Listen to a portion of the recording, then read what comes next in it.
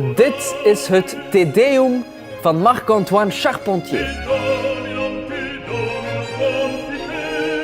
Maar je kent deze muziek nog beter dankzij dit fragment.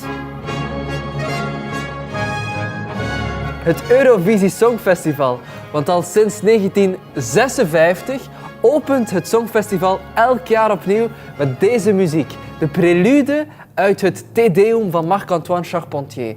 Je zou bijna kunnen zeggen dat die twee voor elkaar gemaakt zijn. En dat heeft zo zijn redenen.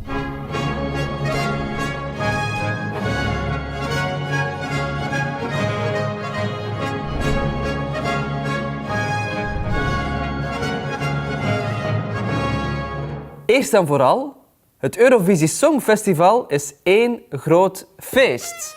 En het Te Deum is feestmuziek.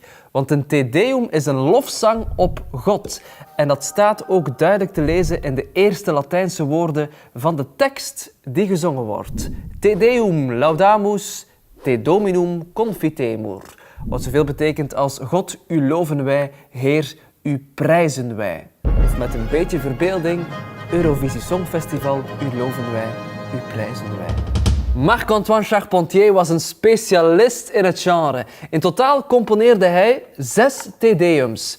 4 daarvan zijn bewaard gebleven en de tune van het Eurovisie Songfestival, dat Te Deum, is het bekendste geworden.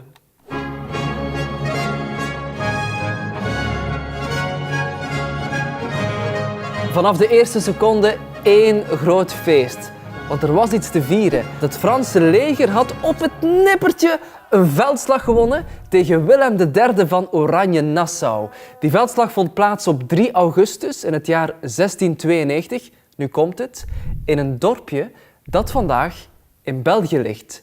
In Steenkerke. En die overwinning moest gevierd worden.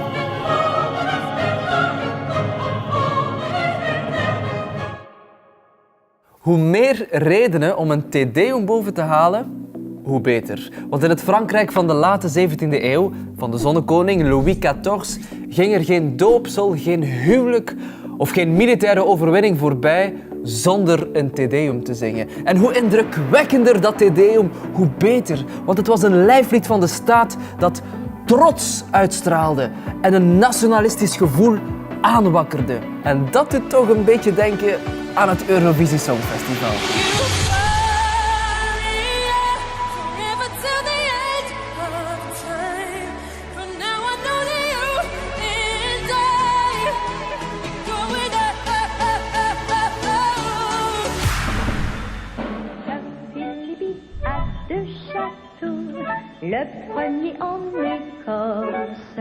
Het Te Deum is niet alleen feestmuziek, de muziek vertelt ook een verhaal. Als je er naar luistert, is het bijna een mini-opera. Zoals sommige nummers op het Eurovisie Songfestival ook kleine verhaaltjes op zich zijn, met spektakel en emotie.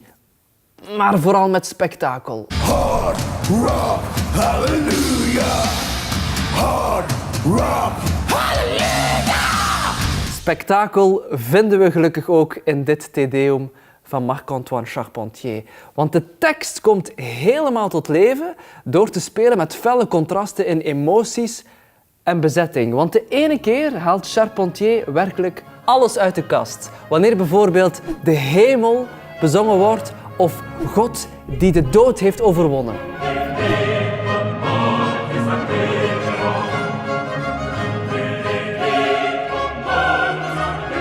De andere keer wordt het heel klein, heel kwetsbaar. Om bijvoorbeeld de mens uit te beelden die smekend bij God om hulp vraagt.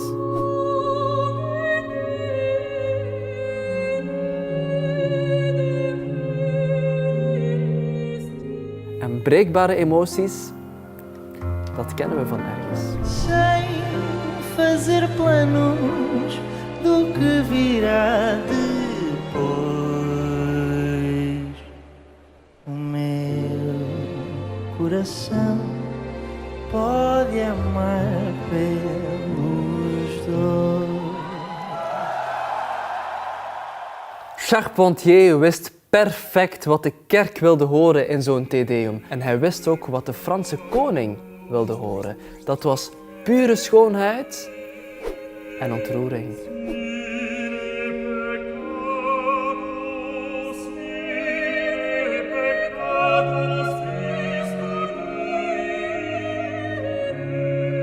En natuurlijk ook een beetje zelfbevestiging.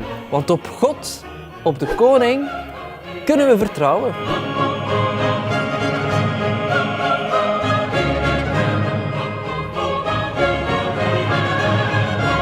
Met andere woorden, het Te Deum en sommige nummers van het Songfestival, pure emotie, spektakel en een tekst die helemaal tot leven komt dankzij de muziek. Derde liedje. Er is nog een derde reden waarom dit zo goed bij het Eurovisie Songfestival past. Charpentier was namelijk eigenzinnig. En met zijn muziek omzeilde hij de regeltjes. Laten we dat even uitleggen. In de 17e eeuw, in het Frankrijk van de zonnekoning van Louis XIV, waren er regels waar componisten zich aan moesten houden als ze muziek wilden maken. Alleen de hofcomponist mocht voor grote, indrukwekkende bezettingen componeren en al de rest moesten doen met een paar zangers en een paar muzikanten.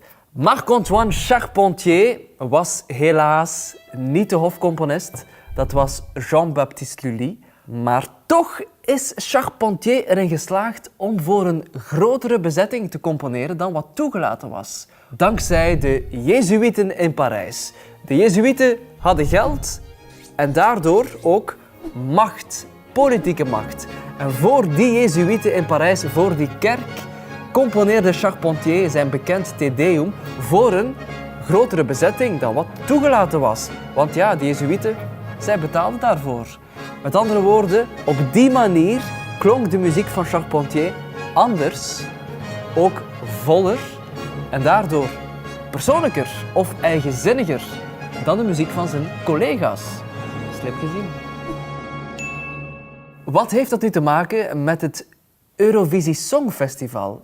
Wel, eigenlijk behoorlijk veel, want dat soort van eigenzinnigheid, van gewoon je eigen ding doen, van die regeltjes te omzeilen, dat vind je in het Te Deum, maar ook in het Songfestival. Het bekendste voorbeeld is misschien wel onze eigen Sandra Kim, want in J'aime la vie zingt Sandra dat ze 15 jaar oud is. Moi j'ai 15 ans et je te dis oh oh j'aime la vie. J'aime la vie toute la vie. Maar in werkelijkheid was ze maar 13.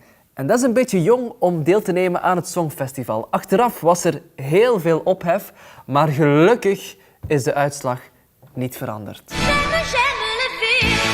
C'est une folie. J'aime la vie. Bravo pour la vie. J'aime la vie. Le monde est là. Je suis née comme ça.